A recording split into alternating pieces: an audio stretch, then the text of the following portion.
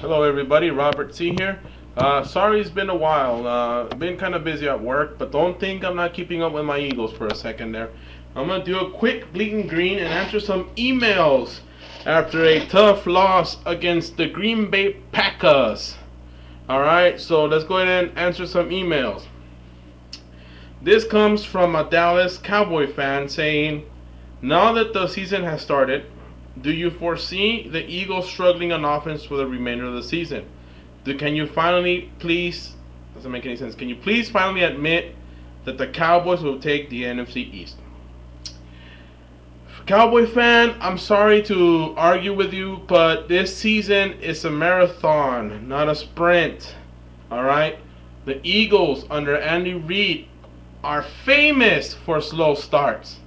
Okay? So if you think that as a team we're ready to throw the white flag, you're very, very, very wrong. Alright? I'm just going to put it that way.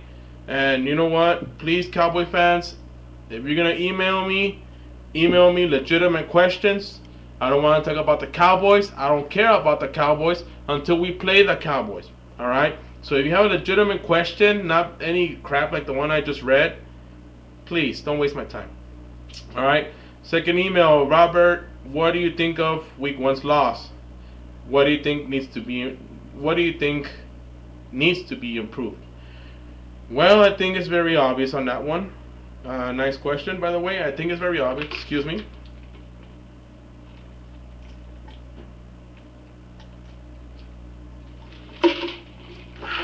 By the way, 7-Eleven, a proud sponsor of the Philadelphia Eagles Television Network.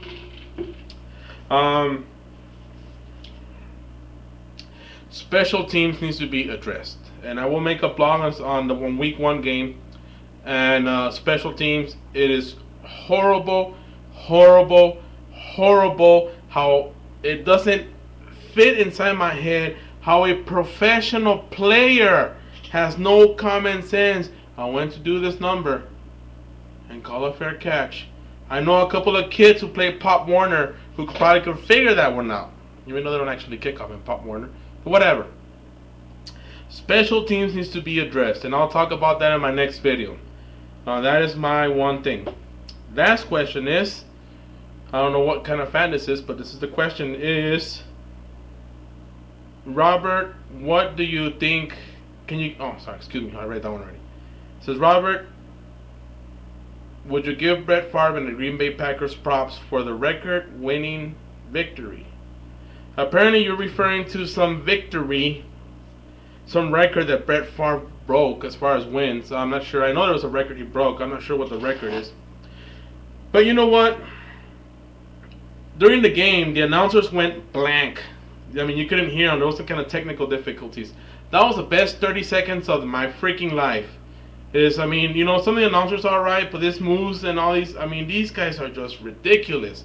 They have a hard-on over Brett Favre because he won this game. I'm sorry, but Brett Favre did not win this game. The Packers scored 3 points, alright, from an actual offensive drive.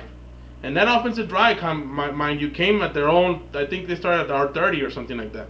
Alright, we gave this game to the Packers. Brett Favre did not beat the Eagles. Alright, let me get this straight. Our defense kept us in the game the whole time. Brett Favre did not beat the Eagles. The Eagles gift wrapped this record-breaking victory for Brett Favre. And you know one thing that annoys me? Is how the stupid announcers get a hard on.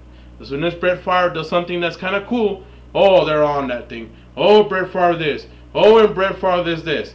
Oh, Brett Favre, with their big old weenie standing up.